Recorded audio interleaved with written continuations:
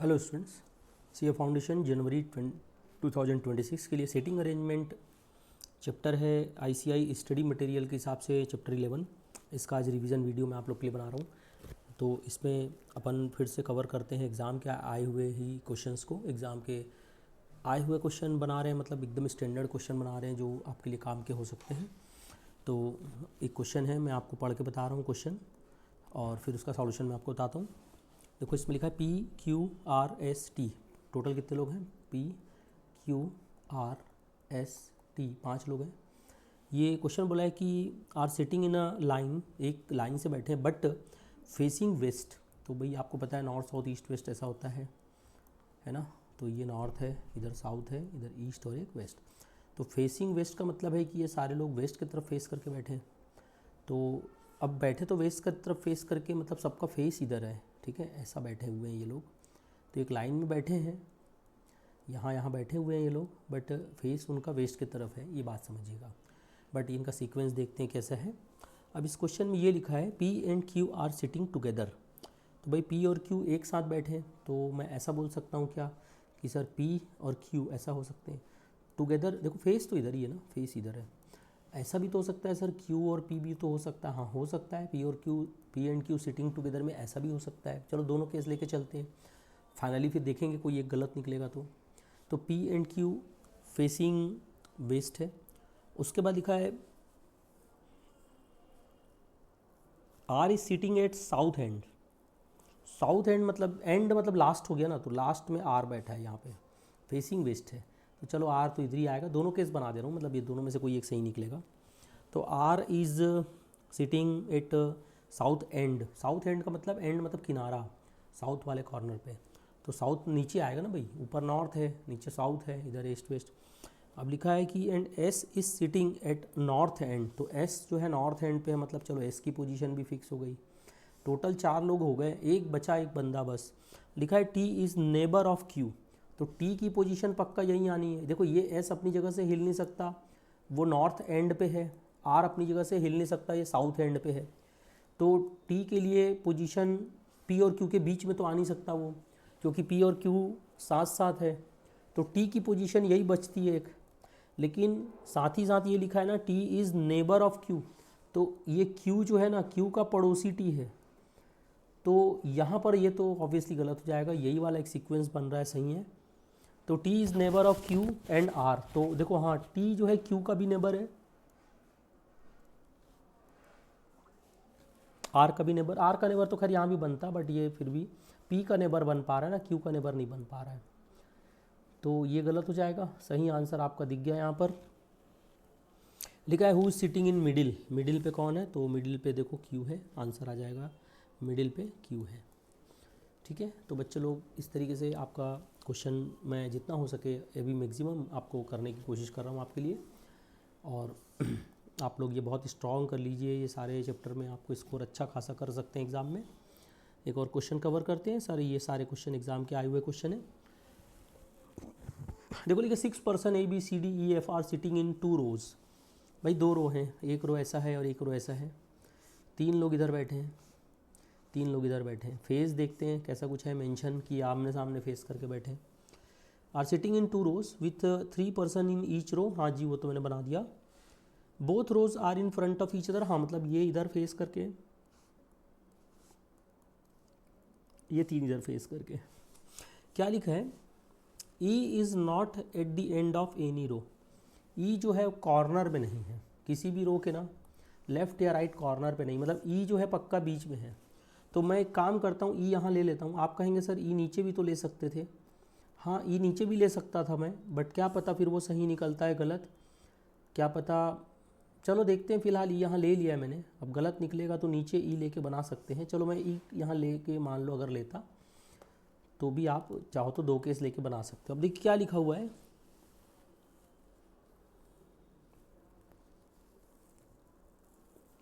E is not at the end of any row, मतलब बीच में। D is second left to the F.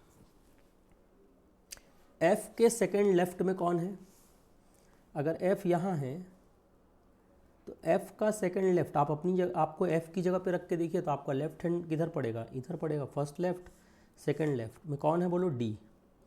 आप कहेंगे sir ये चीज़ तो ऊपर वाले रो में भी हो सकती थी। हाँ बिल्कुल हो सकती थी, दिमाग में ये भी आ सकता है कि सर ये अगर एफ़ यहाँ बैठता, एफ़ अगर यहाँ बैठता तो इसका सेकंड लेफ्ट इधर पड़ता। भाई ऊपर वाली रो से देखोगे ना, तो आप अपने आप को ऊपर वाली रो में अपना फेस सामने रख के देखना, तो लेफ़्ट उधर पड़ेगा ना।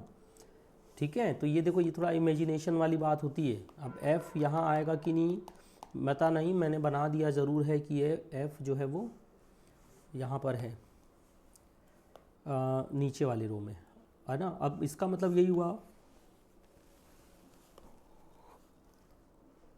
कि ई, डी और एफ तीनों एक रो में भी क्या पता होते, या ई अलग रो में है और डी और एफ अलग रो में है। कुल मिलाकर के बहुत सारे असमंजस वाली स्थिति है, बहुत सारा कन्फ्यूज़न या केसेस हैं। अब देखते हैं वो कौन सा फिट बैठता है। तो अब इसके बाद क्या लिखा हुआ है,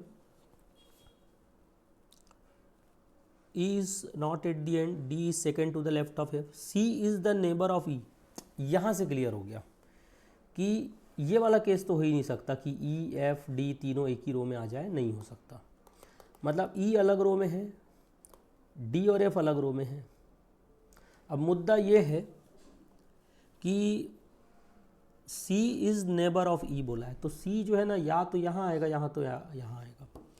C is the neighbour of E and diagonally opposite to D। चलो भाई, डायगोनली अपोजिट टू D मतलब ये क्लियर हो गया कि C की पोजीशन ये वाली सही है, C की पोजीशन ये वाली सही है, ये वाली नहीं है। अब क्या लिखा हुआ है, C is neighbour of E and diagonally opposite to. If B is the neighbour of F, B is the neighbour of F मतलब B तो यहीं आना है। भाई देखो बचा कौन फिर, A बचा, A B C D E सब मिल गया, तो A यहीं आएगा, पक्का है। अब ये लिखा हुआ है कि B is neighbour of F, who is in front of C। हाँ, B is neighbour of F और जो F जो है इन फ्रंट ऑफ C है। हाँ ये भी ठीक है। अब ये लिखा हुआ है who is sitting diagonally opposite to F। तो F का डायगोनली अपोजिट में कौन मिल रहा है, एक ही बंदा मिल रहा है सर F का डायगोनली अपोजिट में, ये है F का डायगोनली अपोजिट। F का डायगोनली अपोजिट कौन, आंसर है A, सही आंसर A है। तो F का डायगोनली अपोजिट कौन आएगा, A आएगा, ये आएगा F का डायगोनली अपोजिट।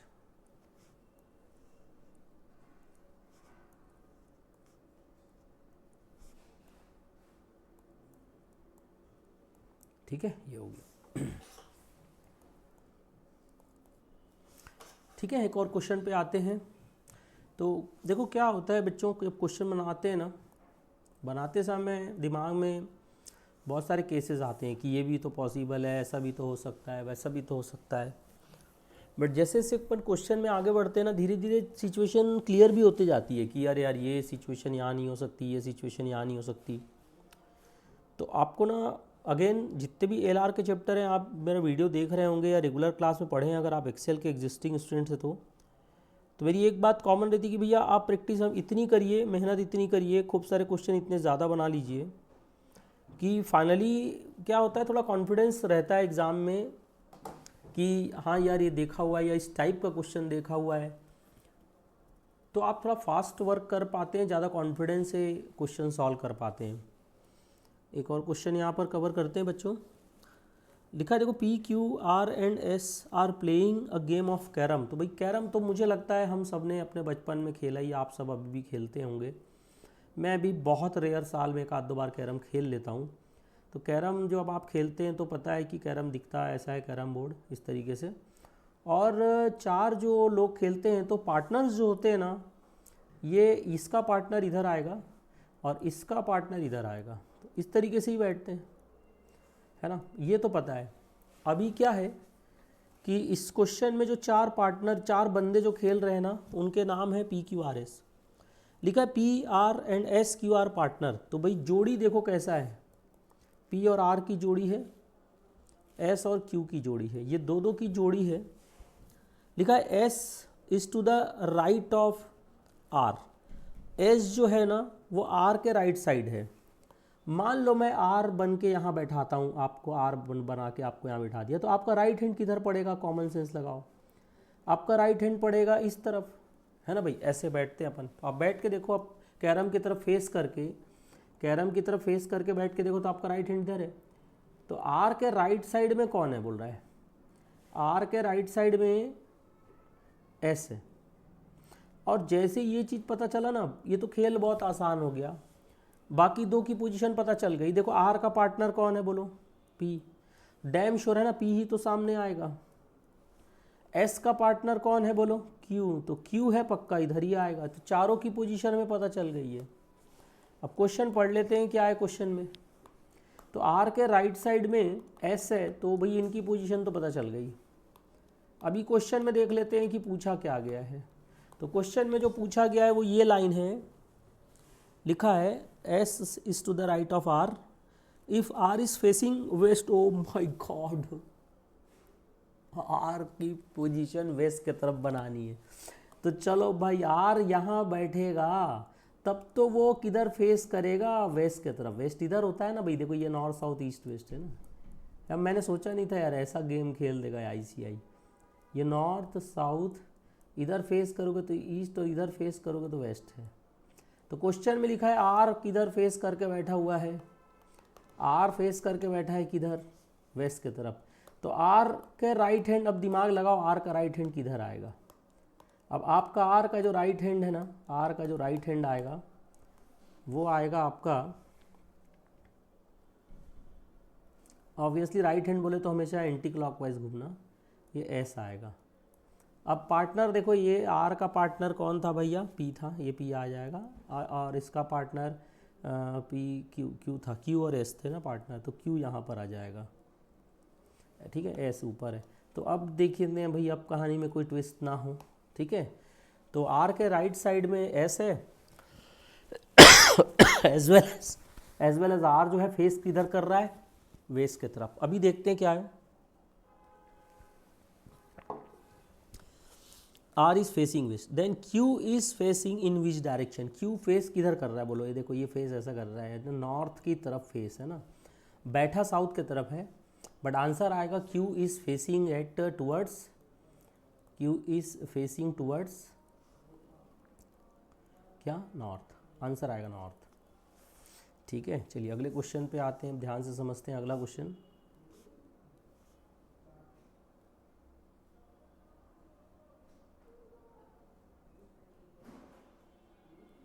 चलिए अगले क्वेश्चन पे आते हैं, ध्यान से समझते हैं।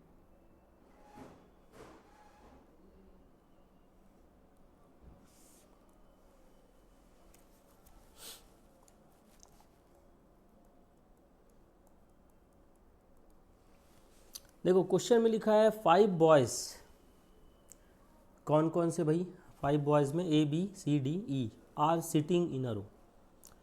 चलो एक रो में उनको बैठाना है, ये एक रो है।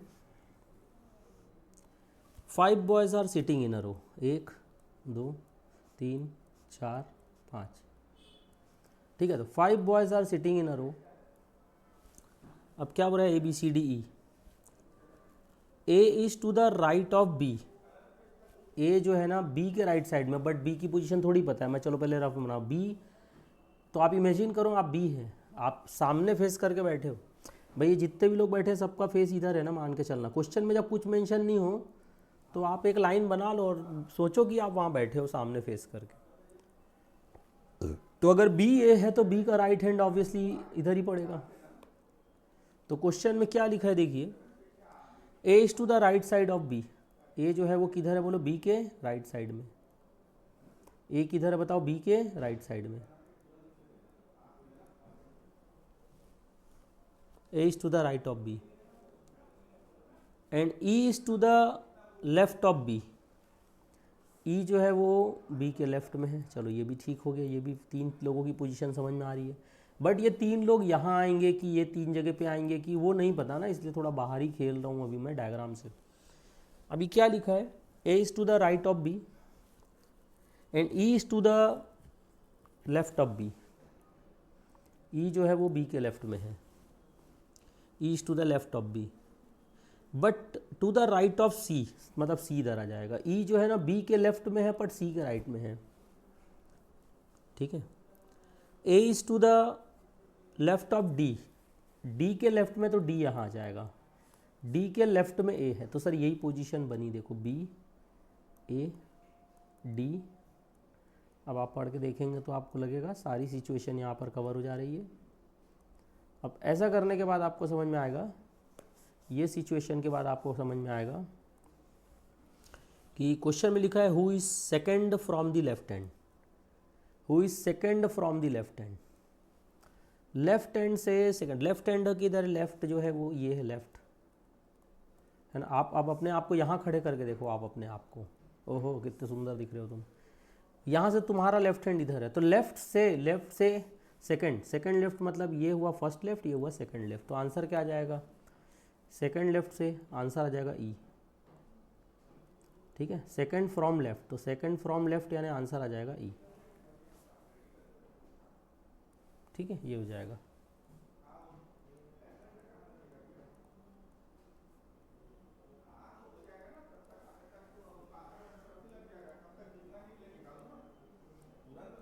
ठीक है, आगे बढ़ते हैं आप।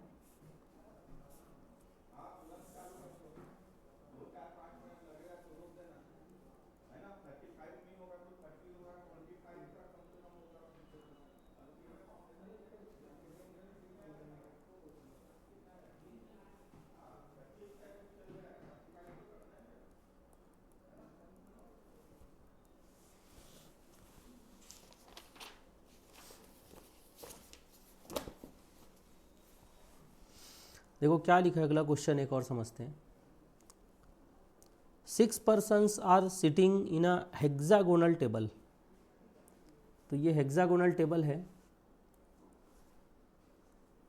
चलो भाई ये हेक्सागोन यानी 6 साइड, आपको तो समझ में आ गया होगा।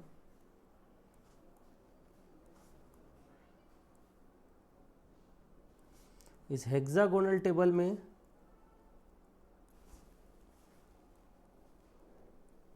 इस हेक्सागोनल टेबल में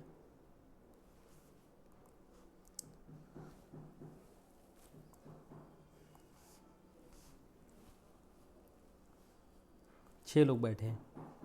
6 persons are sitting in a hexagonal table, नाम है उनके P Q R S T U, P Q R S T U, each facing the centre, मतलब ये सेंटर है ना टेबल का, तो सब लोग ऐसे सेंटर के तरफ ही देख रहे हैं।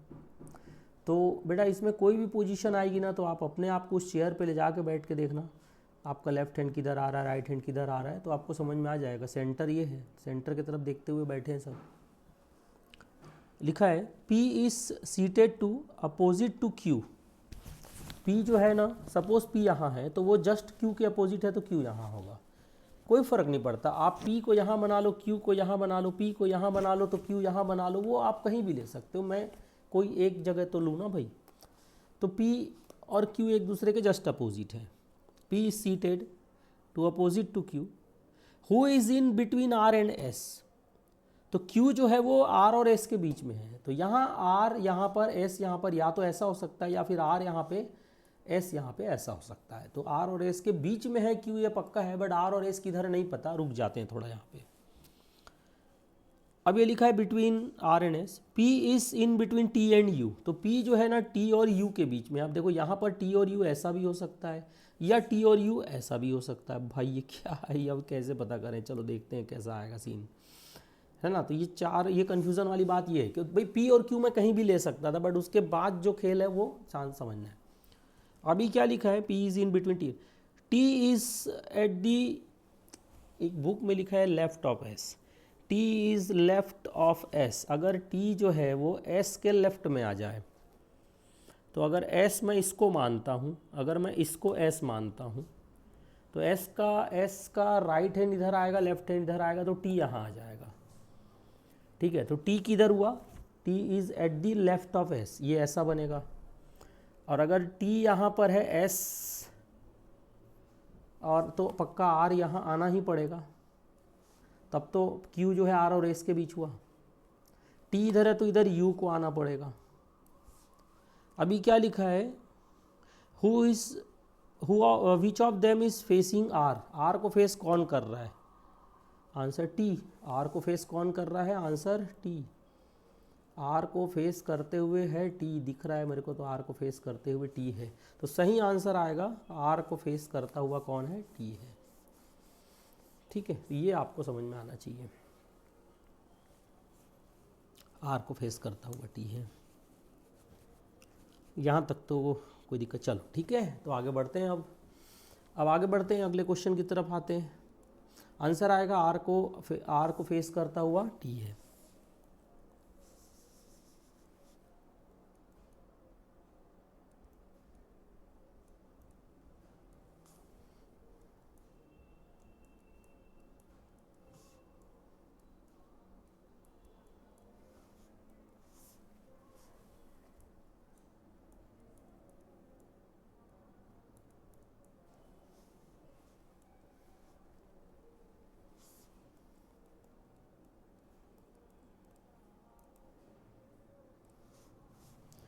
चलो एक और क्वेश्चन देखते हैं बच्चों लोग। आओ, ये ठीक दिख रहा है मुझे, अगला क्वेश्चन, इस पे बात करते हैं।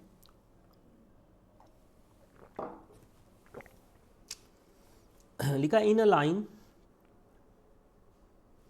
चलो एक लाइन है यहाँ पर, ऑब्वियसली ये फर्स्ट चेयर है, उसके बाद second, third, fourth, fifth, six, 7, 8, 9, 10, ऐसे बहुत सारे चेयर हैं। तो ये लिखा है in a line P is sitting 13th from left, गिन लेता हूँ, चलो ये first chair, second, third, fourth, 5, 6, 7, 8, 9, 10, 11, 12, 13th chair में 13 नंबर का जो चेयर है, और इसमें अब 13th नंबर पे ना, 13th नंबर पे क्या अब कौन है, लिखा है P is sitting 13 from left, तो ये पी यहाँ पर आ जाएगा, 13 फ्रॉम लेफ्ट, ये 13th नंबर है। ठीक है, तो 13 फ्रॉम लेफ्ट मतलब ये इसके पी के पहले तो इधर लेफ्ट साइड में 12 लोग और हैं, ये खुद 13th पोजीशन पे। Q is sitting 24th from right, right side से 24th, Q is sitting 24th from right and third left from P, third left from P, ये बड़ा एक स्पेशल है, पी से थर्ड लेफ्ट, पी का third left, P से आप left side, तो अगर आप पी की जगह पे अपने आप को खड़े करते हो, तो अगर आप पी पे अपने आप को खड़े करते हो, तो पी से लेफ्ट साइड आपका लेफ्ट हैंड इधर पड़ेगा, तो पी से थर्ड लेफ्ट, तो पी से थर्ड लेफ्ट मतलब एक ये वाला position first left, second left और ये थर्ड लेफ्ट, ये वाली पोजीशन पे कौन है पता है, क्यू। और काउंटिंग करोगे तो ये कौन सी पोजीशन आ रही पता है, चेयर नंबर, शुरू से अगर देखा जाए तो चेयर नंबर 10th पड़ रहा है ये, तो अगर स्टार्टिंग से देखा जाए तो 10th चेयर पे क्यू है, 11th और 12th चेयर पे पता नहीं कौन है, 13th चेयर में पी है।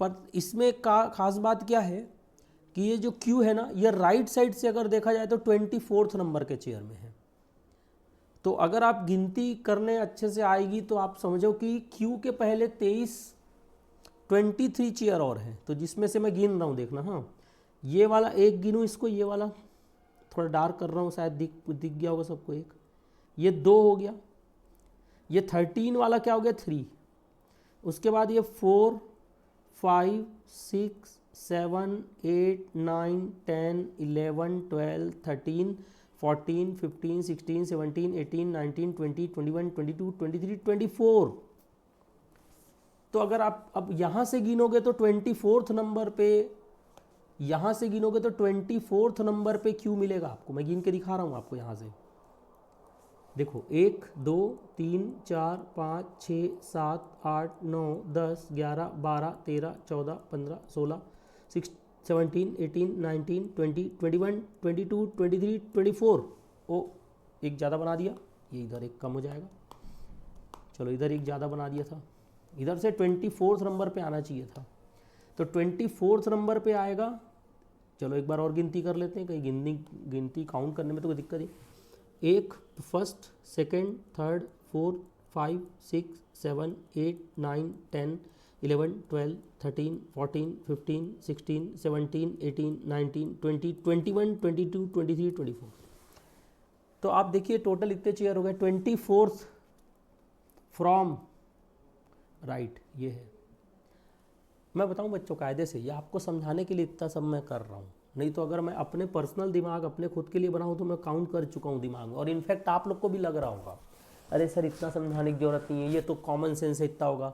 तो अगर आपके दिमाग में ये बात आ रही है कि अरे सर आपको इतना समझाने की जरूरत नहीं है, तो कॉमन सेंस है, इतना होना चाहिए, ये नंबर का चेयर होना चाहिए, तो बेटा वही चाहिए मुझे, एग्जैक्टली वही चीज़ तो कॉमन सेंस ही तो होता है। इसी को तो कहते हैं कि कोई टीचर अगर सिखा रहा है समझा रहा है तो उसको सिखाने समझाने में टाइम लग जाएगा, क्योंकि मैं कैसे जानूं कि सुनने वाले के दिमाग में बात बैठी है कि नहीं बैठी है। और कॉमन सेंस जो होता है वो आदमी खुद ही अंदर अपना सोचता है। तो अगर आपको लग रहा है कि सर इतने एक्सप्लेनेशन की जरूरत नहीं है आपके, तो हम वही दिमाग लगा लिए हैं, तो बेस्ट है फिर।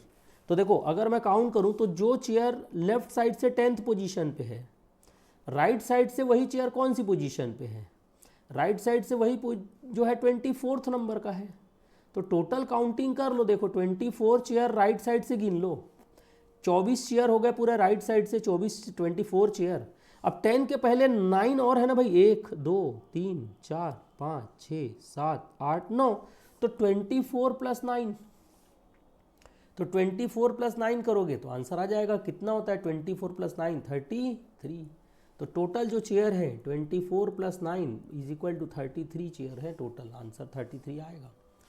और बिल्कुल एक एग्जैक्टली वही बात पकड़नी है। अगर आपको लगा ये पढ़ाते समय सर आप जो समझा रहे हो ठीक है, वो आपको लिख के दिखाना है, स्क्रीन पे दिखना चाहिए वाली बात है, मन की बात थोड़ी दिखाई देगी स्क्रीन पे, बस आपको वही तगड़ा करना है, बस यही स्ट्रॉन्ग करना है बच्चों, है ना। और मज़ेदार क्वेश्चन आते हैं, बिल्कुल नहीं सोचना ICI का कॉपी पेस्ट क्वेश्चन आएगा, आ सकता है नहीं भी आ सकता, इनफाइनाइट क्वेश्चन है बेटा लॉजिकल रीजनिंग। तो आपको ये समझना है कि आपको बहुत तगड़ा कर लेना है, अपना कॉन्सेप्ट अपना दिमाग लगा लेना है, ठीक है। देखो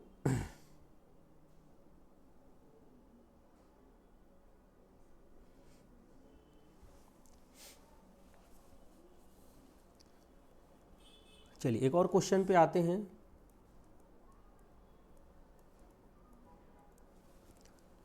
लिखा है पर्सन MNOPQRSNT, ये है, इतने लोग हैं। तो person MNOPQRSNT are sitting in a compound wall facing north, मतलब नॉर्थ की तरफ फेस करके बैठे हैं, ठीक है, दीवार से टिक करके बैठे हैं, सबका फेस है। यहाँ पर एक बंदा बैठा है, एक कितने हैं टोटल, 1 2 3 4 5 6 7 8, तो ये 8 चेयर हैं दीवार से टिक करके, 3 4 5 6 7, थोड़ी जगह कम हो गई भाई, 8, ये लोग बैठे, सबका फेस है किधर, नॉर्थ की तरफ। चलो ये इमेजिन करो नॉर्थ इधर ही है, ठीक है। अभी क्वेश्चन में क्या लिखा है मैं आपको बताते जा रहा हूँ। O is sitting 4th left of S, O जो है ना वो S के 4th लेफ्ट में है, मतलब S अगर यहाँ है तो 1 2 3 4, O यहाँ बैठेगा S के 4th लेफ्ट में, ठीक है, ये हो जाएगा। S जहाँ बैठा है ना उसके लेफ्ट, तो S का फेस ऐसा है सामने, आप अपने आप को S की जगह रख के देखो, आपका लेफ्ट हैंड जिधर पड़ेगा 4th लेफ्ट है ना, चौथे लेफ्ट पोजीशन पे O है। तो देखो लिखा है O seats 4th left of S, P कहाँ बैठा है देखते हैं, P seats second to the right of S, S के सेकेंड राइट साइड, तो ये यहाँ पर आ जाएगा P का फेस भी ऑब्वियसली सबका फेस सामने, P का सेकेंड राइट ये हो जाएगा, S का सेकेंड राइट P हो जाएगा। अब S का सेकेंड राइट अगर P हो जाएगा, S का सेकेंड राइट अगर P हो जाएगा तो P seats second to the right of S, P seats second to the right of S।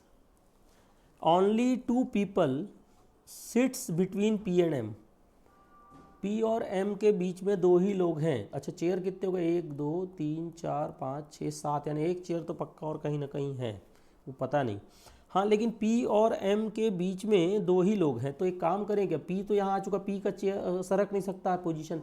अच्छा एक चेयर जो बचा है अगर मैं उसको P के राइट साइड में लगाऊं तो पी और पी क्या लिखा है क्वेश्चन में,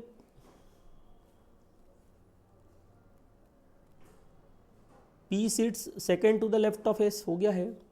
only 2 people sit between P M and, वो तो हो ही नहीं सकता।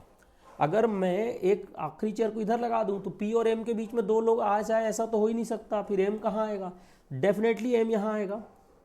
तो एम के बीच में, पी और एम के बीच में देखो कितने लोग हैं, 2 लोग हैं। अब ये एक हिडन है, हालांकि एक तो एस है, तो एक चेयर जो है ना डैम श्योर है अब इधर नहीं लगेगा, बल्कि अब इधर लगने वाला है एक चेयर यहाँ। ये भी पक्का हो गया कि एक आखिरी चेयर यहाँ लगने वाला है, क्योंकि वो चेयर और बीच में घुसा नहीं सकते। बीच में घुसा देंगे तो वो जो चौथा, फोर्थ, लेफ्ट ऑफ एस वगैरह सब डिस्टर्ब हो जाएगा। अभी क्या है कि पी और एम के बीच में 2 लोग आएंगे, वो भी कंफर्म हो गया। बस एक जगह यहाँ पर खाली है, देखते हैं यहाँ पे कौन आता है। लिखा only 2 people sits between P and M. N and R are immediate neighbours of each other. N और आर जो है ना, एन और आर एक दूसरे के इमीडिएट नेबर है, मतलब पड़ोसी है। तो देखो एन यहाँ आ नहीं सकता, आर यहाँ आ नहीं सकता, क्योंकि अगर एन और आर में से यहाँ कोई आया तो उसका पड़ोसी एन या आर नहीं बन पाएगा। तो एन और आर पक्का यहीं आएंगे। लेकिन इसमें ट्विस्ट है, एन और आर ऐसा भी हो सकता है, एन और आर ऐसा भी हो सकता है, आर और एन ऐसा भी हो सकता है। तो चलो अभी दोनों केस रखते हैं, एन आर आर एन हो सकता है, पर ये पक्का है कि उनकी पोजीशन वही है, immediate neighbours of each other. N is not an immediate neighbour of M. Oh, N M के बाजू में नहीं हो सकता, उसका पड़ोसी, मतलब एन गायब यहाँ से, तो यानी पोजीशन ये वाली बननी है। अब देखो पोजीशन सबकी फिक्स होती जा रही है, एन पक्का यहीं आएगा, आर पक्का यहीं आएगा, एम पक्का यहीं आएगा। 2 लोग बचे हैं, 2 चेयर बचा है। N is not an immediate neighbour of M, ठीक है। T is not the neighbour of P. T is not the neighbour of P, मतलब टी यहाँ नहीं आ सकता। टी पक्का है, फिर किधर आने वाला है, टी यहीं आने वाला है। टी यहाँ आएगा, बचा एक ही बंदा, कौन बच गया भाई देखो तो। अब एम हो गया, एन हो गया, ओ हो गया, पी हो गया, क्यू हो गया, क्यू बचा है, क्यू ही यहीं पर आएगा। तो सबकी पोजीशन हो गई। क्वेश्चन में लिखा है how many persons are seated between M and Q. M और क्यू के बीच कितने लोग हैं, तो ये एम है और ये क्यू है, पक्का है कितने लोग हैं, एक ही ये बंदा है, कौन, एस। तो only 1 person, that is S. Answer आएगा only 1 person, that is S. M और क्यू के बीच केवल एक ही बंदा है, दैट इज कौन है, एस है। एक ही बंदा है, एस है, ठीक है। अब आप इसको अगर इज्जत से सबको यहाँ पर बिठाएं सम्मान से, तो ये ऐसा आप जो बनाए थे पोजीशन, मैं नीचे इसलिए बना रहा हूँ कि वहाँ पर क्या है, थोड़ा मोड़ा जो अपने को एडजस्टमेंट करना रहता है वो कर ले आप ऐसा। चलो ठीक है, मतलब एक ही है। तो भैया एक ही बंदा है एम और क्यू के बीच में। आंसर आए, ऑप्शन में लिखा है एक बंदे कि 2 बंदे कि 3 बंदे, कितने बंदे हैं, तो आंसर आएगा एक ही बंदा है, ठीक है, ये आ जाएगा आंसर।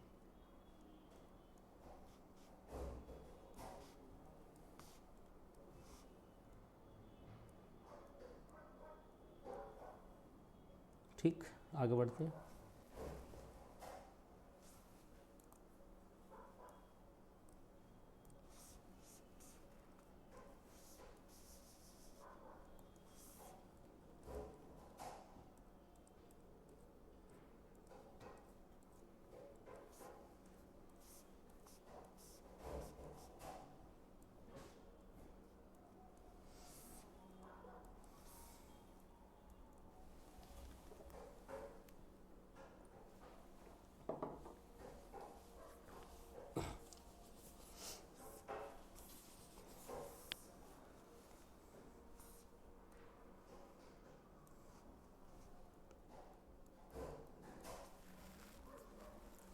देखिए क्वेश्चन लिखा है 4 ladies A B C and D and 4 gentleman E F G and H are sitting in a circle. ठीक है भाई, 4 आदमी और 4 महिलाएं एक सर्कल में बैठे हैं। अब क्वेश्चन में क्या लिखा है देखिए, 4 आदमी और 4 महिलाएं एक सर्कल में हैं।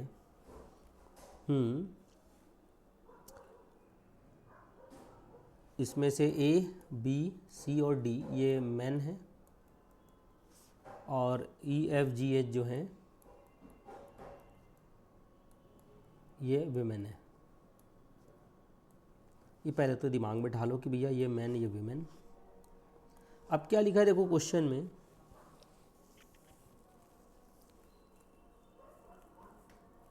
एक टेबल में बैठे, राउंड टेबल में सभी एक दूसरे को देख रहे हैं, मतलब सेंटर की तरफ देख रहे हैं। नो टू लेडीज और gentleman are sitting side by side. भाई क्वेश्चन में ये वाला कई बार आपने देखा है कि कोई भी दो मैन वुमेन साथ साथ ना बैठे, मतलब ये 4 चेयर पहले किसके लिए लगा लेते हैं, मैन के लिए, और ये 4 चेयर अपन लगा लेते हैं किसके लिए, वुमेन के लिए। पहले तो ये बात आप समझ जाओ। ऑब्वियसली सबका फेस किधर है, सेंटर में है, सेंटर की तरफ ही सबका फेस है, यानी फेसिंग ईच अदर, सभी एक दूसरे की तरफ फेस करते हुए। अब क्या लिखा है देखिए क्वेश्चन में, सी who is sitting between G and E facing D. भाई मान लो सी तो मेल है, तो चलो सी ए है अगर, तो सी फेस किसको कर रहा है, सी फेसिंग डी, मतलब डी यहाँ पर आएगा पक्का है। सी और डी एक दूसरे को फेस कर रहे हैं, मतलब ये एक दूसरे के जस्ट अपोजिट है। अब क्या लिखा है इसमें, सी फेसिंग डी में,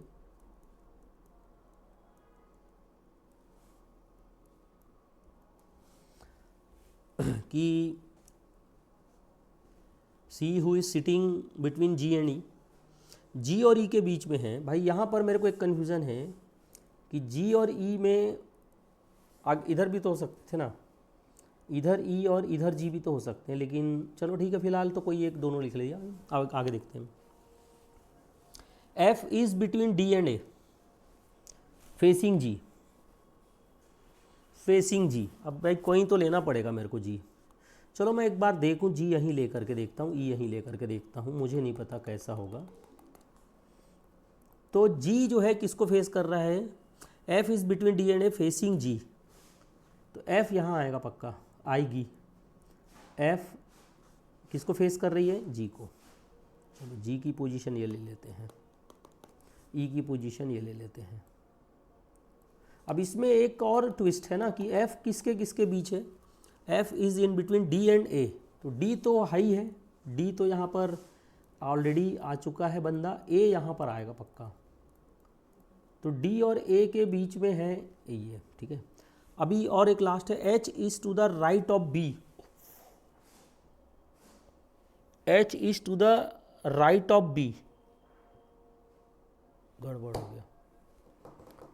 एच तो विमेन है, तो एच मान लो यहाँ पर आती है, तो H is to the right of B में बी फिर यहाँ आएगा, और अगर बी यहाँ आएगा तो अपने आप को बी बना के देखो, बी तुम्हारा फेस इधर है तो राइट तो ये हो जाता है। भाई सब सत्यानाश हो गया।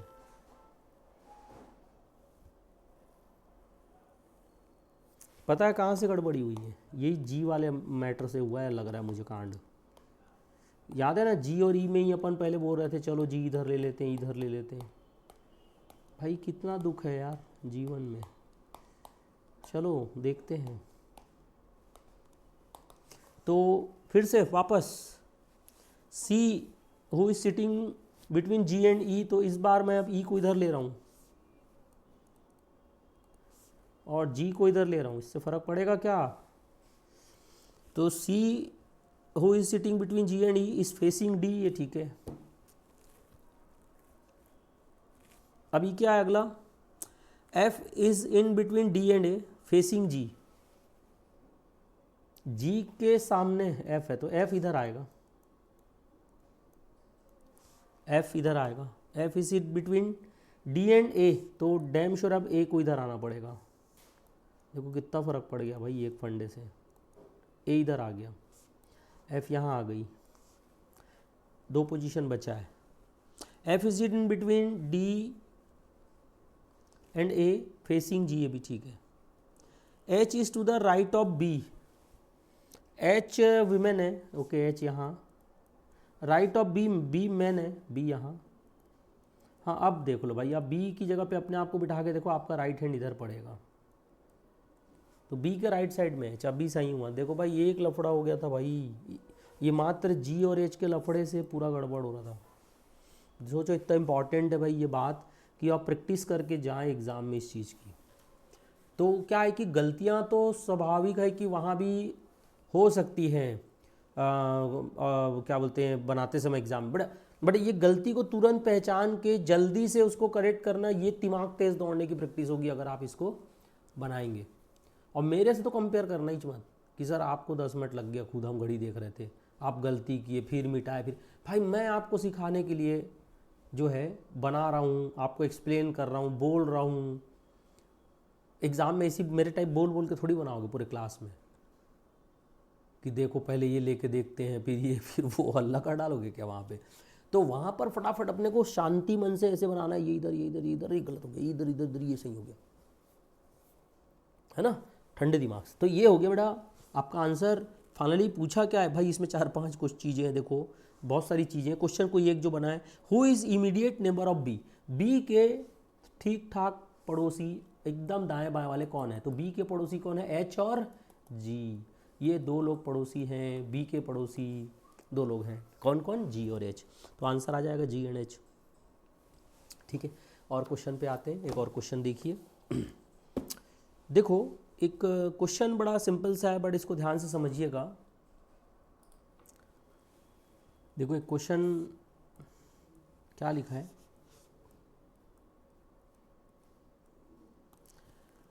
5 person A B C D and E.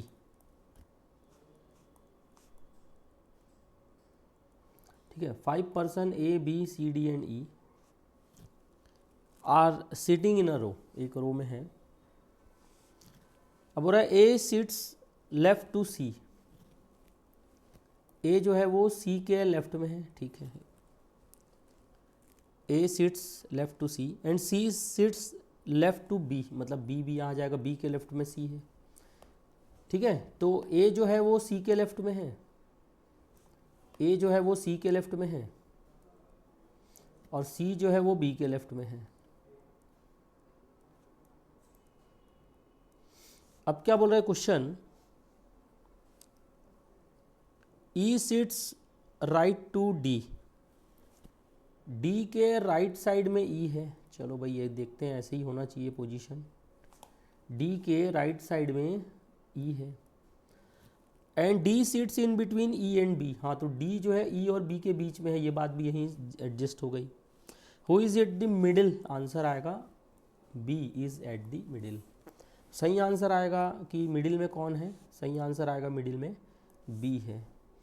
तो answer B is at the middle, option B नहीं, द बंदा बी मिडिल में है। ओके, एक और क्वेश्चन है वैसे ही, और देखते हैं लाइन से, ढेरों क्वेश्चन है।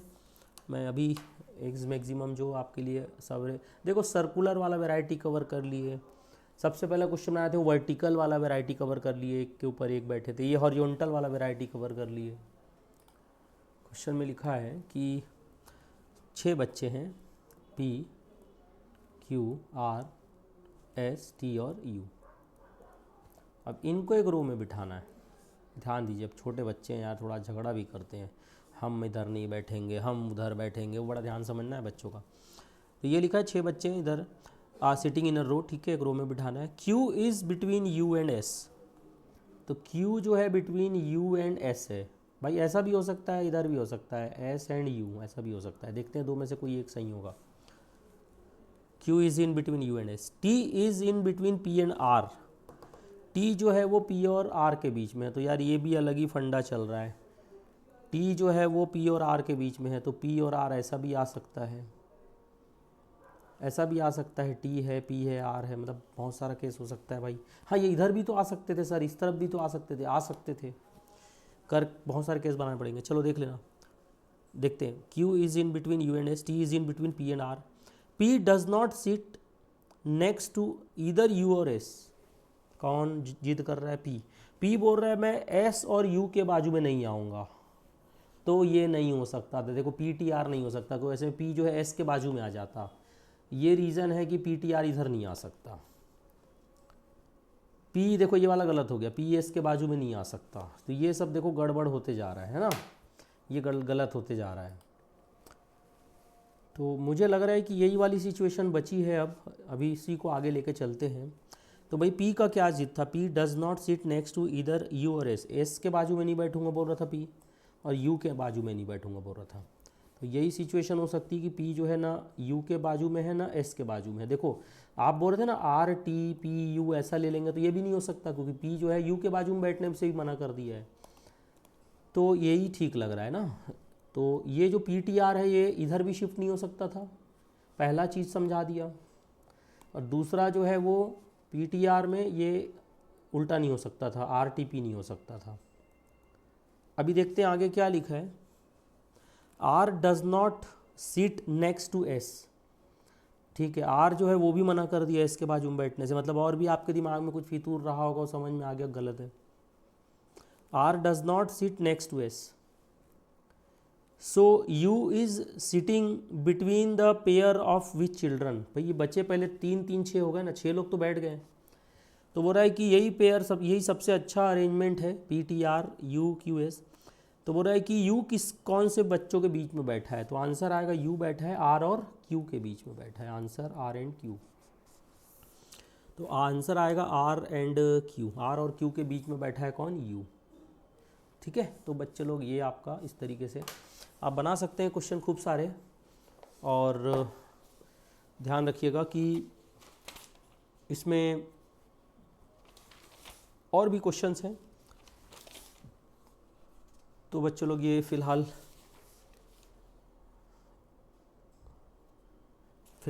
ये मैं आप लोगों को के लिए जो एक डेमो वीडियो रिवीजन वीडियो मैंने बनाया है, इसको आप प्रिपेयर करिए और बहुत स्ट्रॉन्ग कर लिए चैप्टर। मैं आने वाले वीडियो में इसका एक और जो चैप्टर है हमारे LR का ब्लड रिलेशन, उसके भी कुछ क्वेश्चंस मैं आप लोगों के लिए एक रिवीजन वीडियो बना के लाऊंगा। तो बच्चे लोग लगे रहिए, पढ़ते रहिए, एग्ज़ाम बहुत नज़दीक आ गया है। Thank you so much, bye bye, take care.